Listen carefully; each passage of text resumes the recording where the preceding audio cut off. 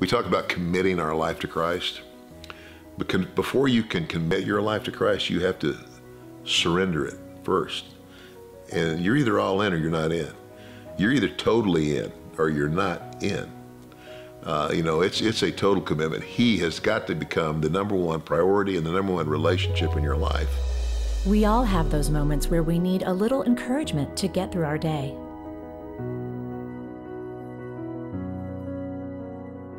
Someone to remind us that we are not alone.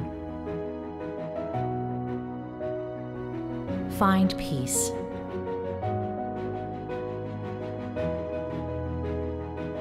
Embrace joy. Seek God daily.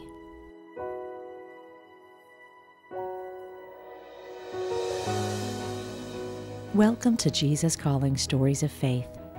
Our guest is former WWE wrestling champion Ted DiBiase, or as wrestling fans know him, the $1 Million Man. Ted looks back on the influence his father, also a wrestler, had on him that led him into the sport he loved. As Ted rose through the ranks and became a world-famous wrestler, he reveals how he got caught up in a destructive lifestyle that led him to the brink of losing everything that really mattered to him. Hi everybody, I'm Ted DiBiase, better known to some of you, if you're a wrestling fan, as the $1 Million Man of the World Wrestling Entertainment. I had a wrestling career that spanned some 19 years actively and another 6 years behind the scenes as a manager, commentator, so a 25-year career. For the last 18, almost 19 years, I've been in full-time evangelism. I'm a father, a husband, and I'm most of all a follower of Jesus Christ. My biological father's name was Ted Wills. He was a professional singer.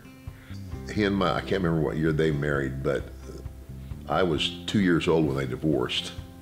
And when they divorced, I went back to southern Arizona where my grandparents had moved from Nebraska.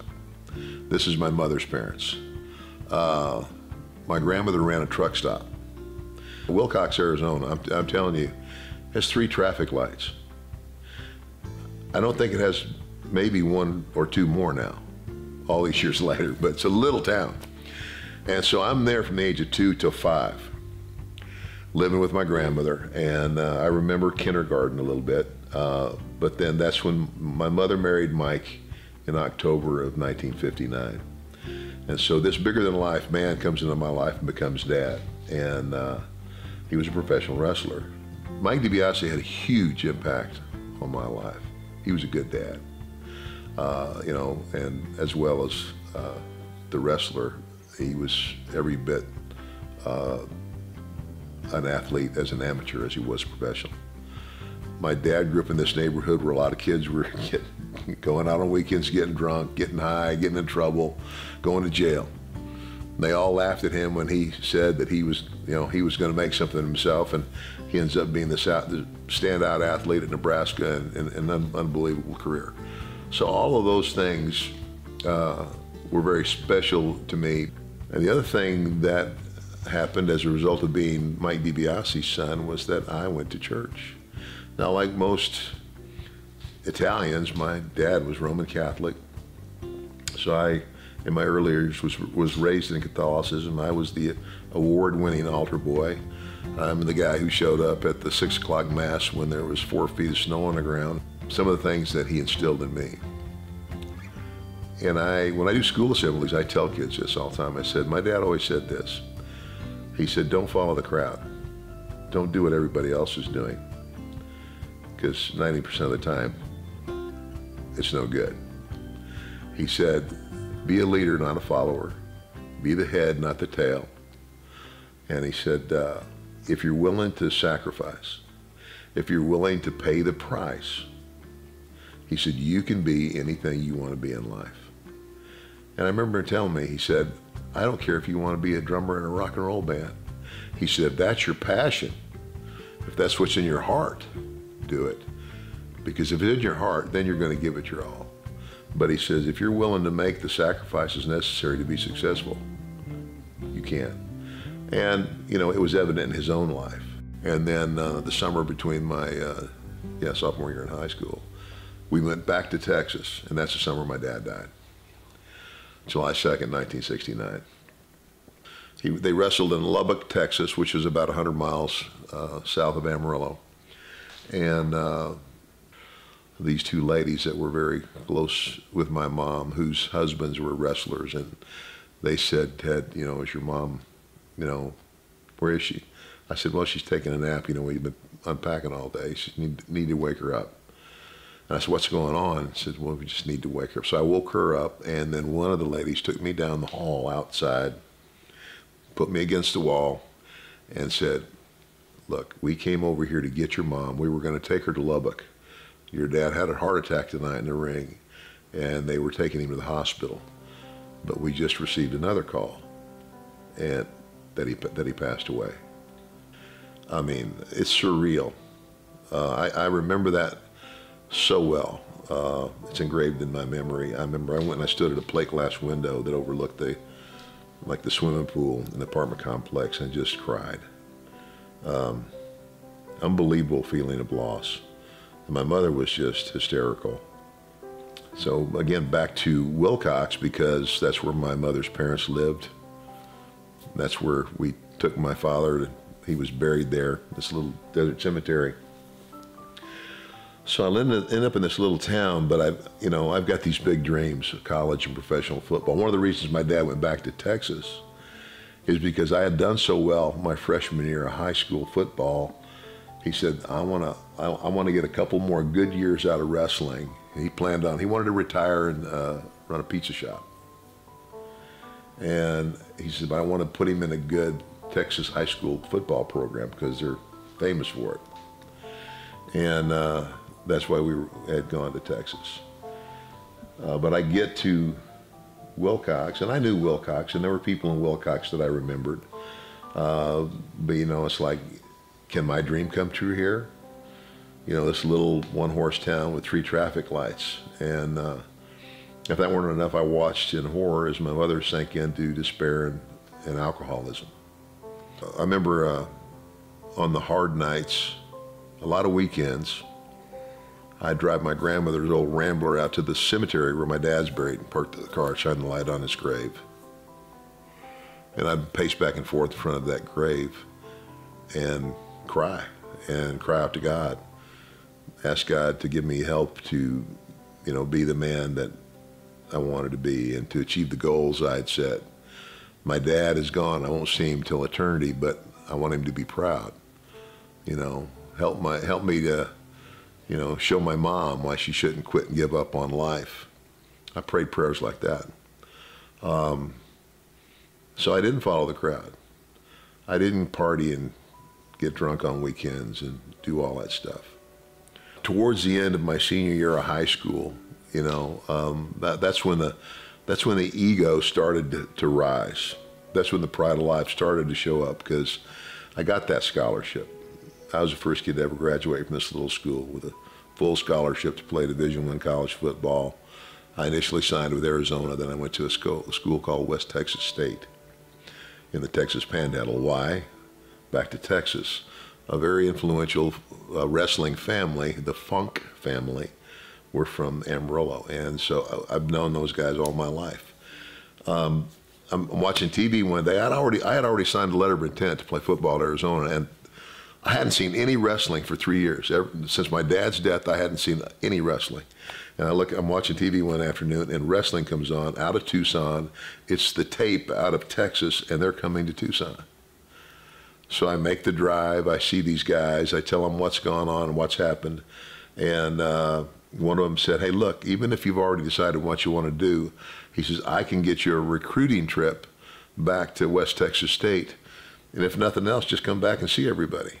So wrestling was my other love. And so that was because a lot of people were going, "You're going to turn down the University of Arizona to go to a smaller school?"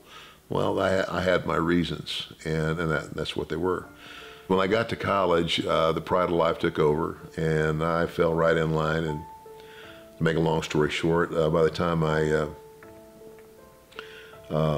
was 26, I had I had failed to complete college by a year. I'd been married and divorced. I had a son from my first marriage, but by then I'd become a professional wrestler. I'm 26, you know, I'm in the wrestling. And it's as if God said, okay, Ted, go ahead. Go get all those things you think you want. Go become that big star that you want. You know, go climb the ladder of material wealth. Find out what it's like there without me in your life. Somewhere down the road, you and I will have another discussion about this. I had been so faithful to my convictions until God gave me what I wanted. And it's as if I said, gee, thanks, Lord. I appreciate all your help showing up for me when I was crying in that desert cemetery and seeing me through all of this. But I got it now. And when I need you again, I'll let you know. Word's getting out, you know, that I've got a lot of talent. And I wrestled in Mid-South quite a bit. Better part of the first 12 years of my career before the WWF. But in '81, in Atlanta, Georgia Championship Wrestling, I met Melanie. The last thing I was looking for was a wife or to fall in love, because I had been through a marriage that should have never happened, really. I had a son that I loved dearly but couldn't see except on weekends and special occasions. And then, you know, because of the business I was in, I hardly saw him at all. And but Melanie, Christian girl, and I mean, we just hit it off. I mean, that was like from day one. On New Year's Eve, 1981, I mean, we met in April, got married on the last day of '81 on New Year's Eve in Foxy's house, and that's when it all started.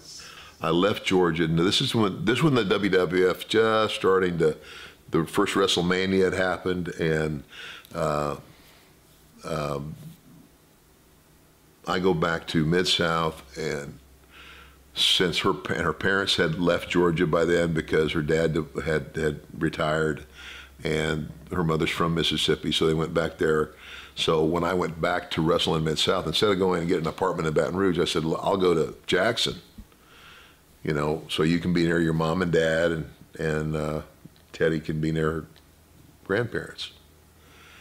And so I moved here in October of 1984. 3 years later is when I got that call from Vince. WrestleMania 3 had just taken place, and they had set an indoor world attendance record, 93,000 people wrestling.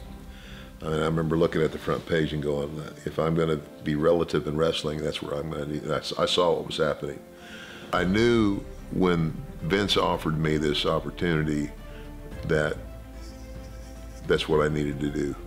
When he contacted me, he said, I've got an idea, Ted. He said, it's never been done. He says, because so many things have been done and redone in wrestling, and but this is fresh.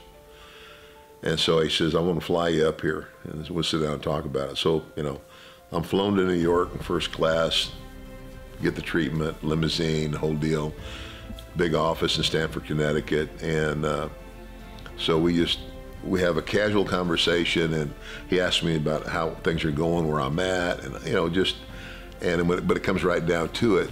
You know, he tells me what's happening with the WWF, and we're growing. We're going to continue to grow, and you know, it's going to be really good for everybody. And again, I've got this idea, and I think you're tailor-made for it. You're very articulate. You carry yourself well, and you're great in the ring. What is it? He says, well, here's the deal. He said, I can't tell you unless you agree to come on board and sign a contract. He says, because if I tell you what it is and you don't sign a contract, then I've given away a tremendous idea. So he says, you're going to have to trust me. I'm like, wow. So I said, I need a little time to think about this. So he said, okay. And I said, you know, there's certain people that I call when I'm, you know, anytime, any wrestling move I've ever made. So one of those guys is Terry Funk. So I called Terry, and he said, if he's got an idea for you, pack your bag and don't look back. He says, that's where wrestling's going, and if you're going to stay relative in the wrestling business, you're going to need to work for him. I said, well, I thought that's what you would say, but I had to make sure. I said, I guess I've got to trust him on whatever this is. He says, don't worry. There's a reason he handpicked you. So I called Vince back. I said, I'm your guy. I'll sign the contract. So what's the idea? He said, Ted, he said, one thing everybody hates is a guy who, by virtue of his wealth, thinks he's better than everybody. He looks down his nose at people. He's a bully.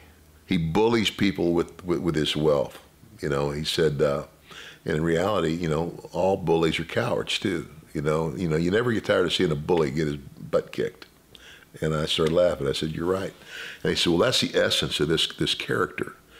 He said, in an effort to market this character, we're going to try to make the public believe you're really rich. I said, how are you going to do that? He said, well, we're going to fly you everywhere as first class. Sometimes that's going to mean you'll have private jet service. You're going to have limousine service every day. Airport to hotel, hotel to Coliseum, back to hotel, back to airport. He says, and you're going to be making the kind of money where, I expect you to stay at only the finest hotels. And so we're even going to give you, he called it flash cash. This guy walks in the room and counts out $2,000 in brand new $100 bills. And he says, here's what I want you to do. He said, now, if you abuse this, you lose it. But if you do it right, this word will travel like fire. He says, pick your spots. Go into a restaurant and get up and announce yourself and tell everybody it's their lucky day because $1 million man's picking up the tab. The money was all written off as marketing. That's what it was doing. And you talk about social media, forget it. That word traveled like wildfire. This guy is really loaded. So you can imagine, oh my gosh. And I mean, I went from, driving my own car to riding around limousines and Learjets. And wrestling is rising to a level of fame that nobody foresaw. And I mean, we were literally like rock stars. And we were living like rock stars. What's really not funny, kind of sad in a way, is just prior to my opportunity to go to the WWF, I walked the aisle again at Morrison Heights here. I stood at a platform and I said that sinner's prayer again. And I was baptized again. The last time I was baptized, I was too young to know what I was doing. And the pastor at the time encouraged me. He said, Ted, he said, God's planted a seed in your life. He said, I want you to nurture the seed. He said, I want you to, get a good devotional. You start your day and end your day in the Word. He said, you don't have to worry, 20 chapters. Sometimes it'll be a phrase, a one-liner. It could be, paragraphs, whatever God leads you to. But all the things he was saying were saying one thing: develop the relationship. And he says, because mark my word, the devil will come quickly now to pluck the seed God's planted in your life before it has time to take root and grow. And that's exactly what happened. I didn't see it, not at the time, but hindsight is 20/20. Looking back, the devil set me up really good. And unfortunately, I took the bait. Anything else is phony. And reality for me was, although I thought I loved God, I was more in love with myself, because what was really sitting on the throne of my life was my career. It was almost like I was saying, you know what, Lord, I believe Jesus is the only way. I want him, I accept him, but I want to do this my way. We'll be back with more from Ted DiBiase, including the defining moment where Ted had to choose between his over-the-top lifestyle or his family, after this brief message about a beautiful new edition of Jesus Calling.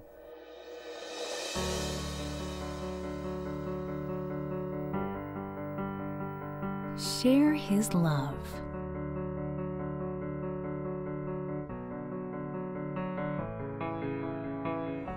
Share his inspiration.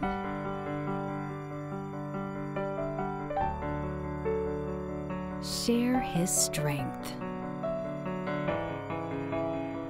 Share his joy.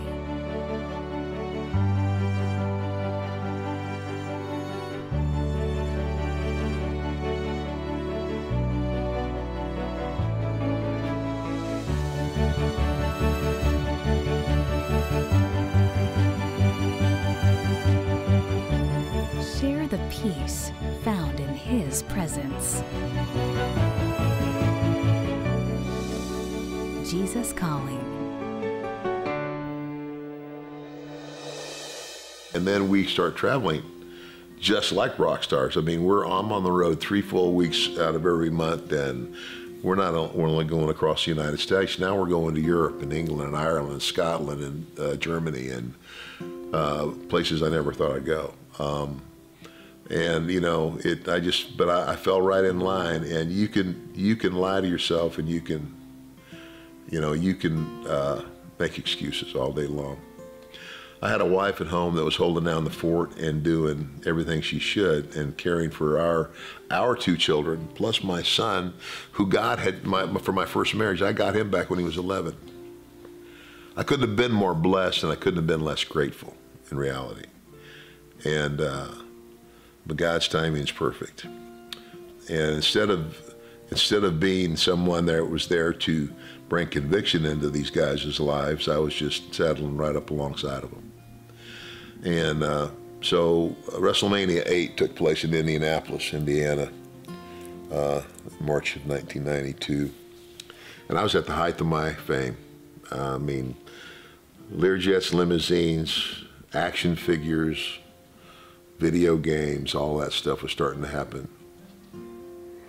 And I went out after the WrestleMania that night on the town, dressed in a tailor-made suit, beautiful girl on my arm, hit all the hot spots in Indianapolis because I'm cool. I'm the $1 Million Man. Boy. So I don't even go to bed. I mean, I had the limousine take me to the airport straight from a bar. Flew to Detroit, checked into the Marriott Hotel, and then went to a payphone to call home. What a nice guy, huh? Big surprise on the phone, though, that day. On the other end, my wife now has discovered some of what's going on in my life. So I want to talk about it on the phone. I'll be on the next plane home. She said, no, you won't. You don't live here anymore. Click. First words out of my mouth, oh God, help me. Talk about hypocrisy. Oh God, help me. Next call I made is to the guy who's my closest friend and has been a mentor to me ever since. His name's Hal Santos.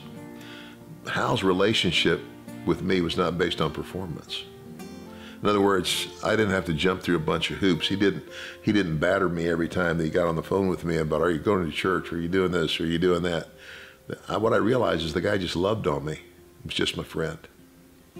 My darkest hour. Now, my pastor at home was a great guy. The difference is I didn't have the relationship with him that I had with Hal. Relationships are everything. And so when I called Hal, he said, Dad, I've been praying for you ever since we met. And he said, this has been my prayer. He said, God, I know one day Ted's going to hit the wall. Let me be there for him. That blew me away. And he made arrangements for my wife and I to fly to St. Louis. Took the longest ride of my life going to Face of Music. On the way, I said, Hal, what do I do? He said, Ted, Jesus said the truth that set you free. Never said it'd be easy. Never said it'd be painless. Said it'd set you free.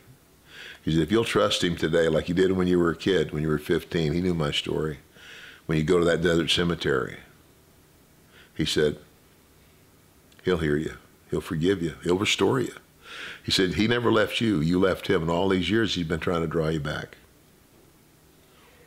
And then he said, remember, Jesus is both fully God and fully man.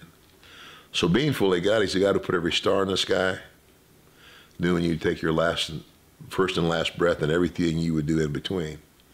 And he's the God who, if you were the only man who ever lived, still would have stepped down off the throne of heaven and died on the cross just for you. And even as I say that to you now, and I tell this story so many times, I almost tear up and cry, because the realization that there's a God that big who could love me that much. And as I looked at my life and realized how many times I had abused that, just trampled the blessing, and you still love me, God. And then, God gives you that long, hard look in the mirror. I mean, here I'm at the height of my career. I've got everything that I ever dreamed I wanted. Plus, I've got this unbelievable wife and these 3 beautiful children, but I have no character. I have no integrity. I don't have the stuff that counts. And wow, that was the wake-up call. So going in to face my wife was probably the hardest thing I ever have done. It was the worst and best day of my life. I told the whole miserable truth, and watched Melanie walk out of the room in tears, look back at me through tears and go, "Who are you? Where's the guy I thought I married?" I'm about to get what I deserve, is what I thought. And it was a couple of days later, Pastor Hal had asked us to join him in his youth group, and his wife and his daughter on this. They were going to St. Louis, and this was the weekend leading into Easter Sunday. So we got there, and I walked into this big ballroom, about 1,500 teenagers from all over the state of Illinois. They call it the Ascension Convention.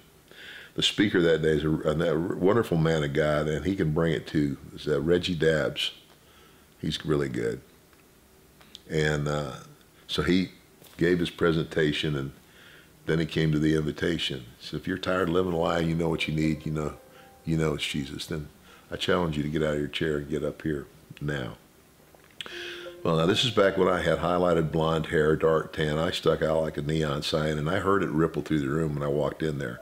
WrestleMania had just taken place the weekend before. That's the $1 Million Man. That's Ted DiBiase. What in the world is he doing here?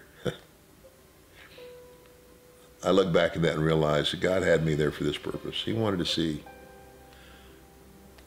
if I'd bury my pride, my ego, which had controlled my life pretty much for 20 years.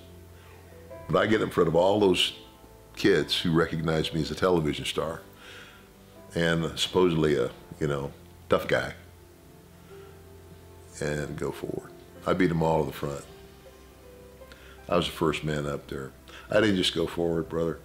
I went forward, and I dropped to my knees. I put my nose in the carpet, and I cried like a baby. And I've never been the same since.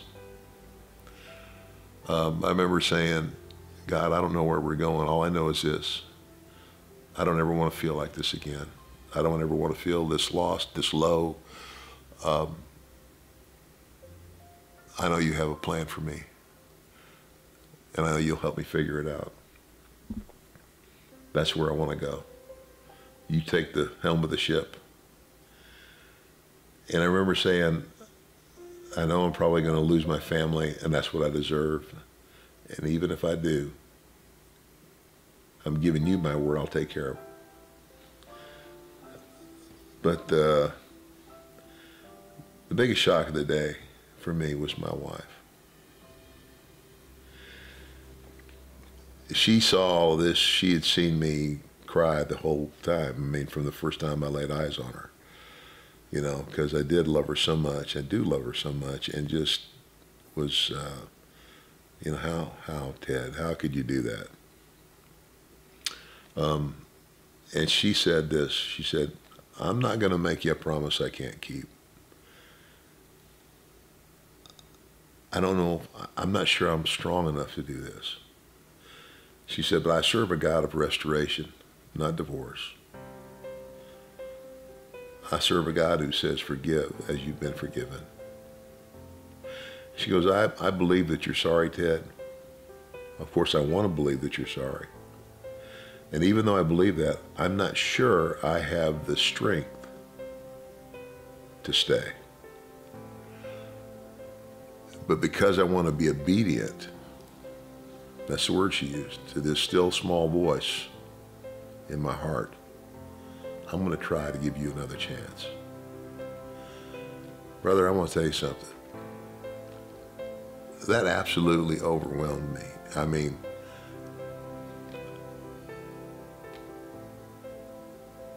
nobody else would do it. And I said, if you'll give me this chance, I'll become the man you thought you married, a man of character and integrity. I'll become a spiritual leader in my home.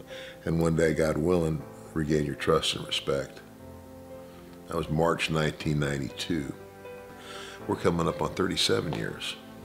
I made this list of the hotels in all the cities where I would be and the phone numbers so she could check up on me. She ripped it up, threw it away, and she goes, I'm not going to put you on a leash like a dog. She said, I watched you make a commitment to Jesus Christ. She goes, that's your watchdog. She said, if you wanted to do this again, you'd find a way. She goes, but know this, if you do, he will bring you down so fast your head will spin. And I mean, when I tell you the hair on the back of my head stood straight up, I was like, oh my gosh. Now there's a woman of faith. And so her faith was in him, not me. And, you know, but as Melanie began to see my life bear fruit, she saw me get up, she'd get up and I'd be sitting at the table with a cup of coffee and one devotional after another. And she began to see me lead my family to church and lead my family in prayer. Jesus Calling is one that it's one of a couple of devotions that I do every morning. Let me bless you with my grace and peace. Open your heart and mind to receive all that I have for you. Do not be ashamed of your emptiness. Instead, view it as the optimal condition for being filled with my peace. It is easy to touch up your outward appearance, to look as if you have it all together. Your attempts to look good can fool most people, but I see straight through you, into the depths of your being. There is no place for pretense in your relationship with me. Rejoice in the relief of being fully understood. Talk with me about your struggles and feelings of inadequacy. Little by little, I will transform your weaknesses into strengths. When I went back to the WWF, I mean, man, I had changed, but the environment I was in hadn't changed at all. So this was like, so by the summer of 1993, I decided I'm getting out of here, because if I continue this, it's gonna suck me back in. But by that time, this was 94, I had started going out on invitation and speaking in churches, sharing a simple testimony.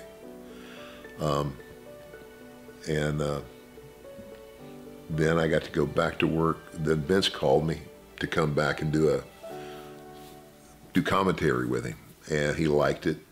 So he said, how about I bring you back as a manager commentator? So I did that for 3 years. And I just came to this crossroads where, more and more I was still having those opportunities to go out and speak. And I began to believe God was calling me to evangelism.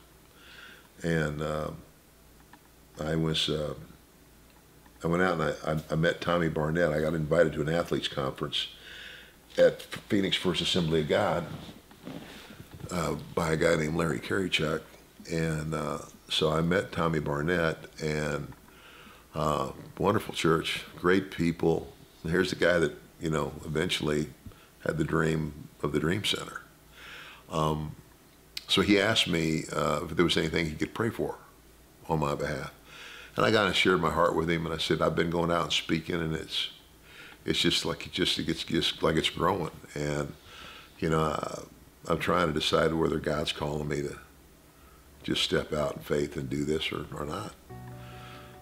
So it happened on Sunday that he introduced all the athletes that were there there were a couple of guys that had gotten saved, and he talked to them for a couple of minutes. Then he turns to me and he goes, Ted, he says, I know I didn't ask you to, and I'm sorry, but I didn't know I was. I'm not moved by the agenda, but by the Spirit. He said, I want to give you the platform to share your story with us today. So I did that. He gave an invitation, and the altar was full. He came up and put his arm around me, and he said, Ted, he says, now I can't be sure, he says, because it was between you and God. He said, but here's what I think. I think that you know in your heart that God's called you. What you're searching for is some confirmation of that call on your life. And he says, I could be wrong. He said, that right there is a pretty good indicator. That's the largest response to an invitation we've ever had on Athlete Sunday. And at the same time, the most frightening thing I ever did in my life, to step out like that, walking away from the one thing I knew all my life, wrestling, and to be an evangelist. And talk about a pay cut. But it ain't about the money, it's about the fruit. Pastor Hal Santos, who's my mentor and one of my best friends, he said this. He said, Ted, he said, now there's going to be a lot of pastors find out that you're a Christian now, and he says, with all the best intentions, they're going to want to ask you to come to their churches and share your story, your testimony. He says, I just want to caution you right now, and this is right at the beginning. He said, you're a baby Christian. In other words, give myself time to grow. He said, exactly. And I said, so I gave him my word that I wouldn't go until he said, go, or thought I was at a place where he thought I could. And the first time I ever did, I went to a little church in Paducah, Kentucky with him from St. Louis. We went together, and it's the first time I ever shared. I'll never forget it either, because I shared, and now I've been doing it for 19 years, and I give my own invitations now, but then I stepped back after I finished, and the pastor gave an invitation. It was a youth group. So these kids start coming up, and Hal looks at me, and, I see him go. And I looked at him like, well, he says, go pray with somebody. I had never done it. Not in that kind of a setting, at least. And I said, well, okay. So I start to walk forward, and this, I'll never forget this kid. He had bright red hair, freckled face, hair to about shoulder length. And so he comes up, before I could even open my mouth, he throws his arms around my neck, buries his head in my shoulder, and he's crying. And he says, all my life, he says, my parents, my grandparents even, have tried to tell me why I needed Jesus. I just didn't get it. He said, but through your story tonight, I got it. Whew. Man, even now, that was the first time. The light went off. I went, oh my God. God just used me to change this kid's life. Brother, I have wrestled in front of 80,000 people at Wembley Stadium, and that is a pretty big thrill. Doesn't even come close to that moment in my life. To learn more about Ted DiBiase, visit his website at milliondollarman.com. And to learn about where he is speaking next and about the Heart of David Ministry, visit heartofdavidministry.com. Next time on the Jesus Calling podcast, we talk with Grammy and Dove Award-winning worship leader and writer Chris Tomlin and Pastor Darren Whitehead. The two recently partnered together to write a book called Holy Roar, 7 Words That Will Change the Way You Worship. Chris reveals how a sermon that Darren gave on praise opened up a new way for him to look at worship. I've heard every message on worship you could possibly give, right? I give those around the world. I talk about this. This is what I spend my life doing. And he's began to share this message on praise. And immediately I thought, how have I never heard this before? And it was just grabbed me. And I thought, this is game changing. I could feel it in our congregation that morning. You could just feel wow, this is a revelation from the scriptures that I don't think most of us have ever heard on why we praise God, what it means to praise God. Thank you for watching Jesus Calling Stories of Faith. To learn more about how to keep up with our shows bi-monthly and to listen to our weekly podcast, please visit youtube.com/JesusCallingBook to view and hear previous episodes, and to watch a short informational video about how to access all things Jesus Calling on audio and video formats. Plus, learn how to subscribe to our podcast and video channels. Your subscription helps get the word out to more people who will benefit from these inspirational stories of faith.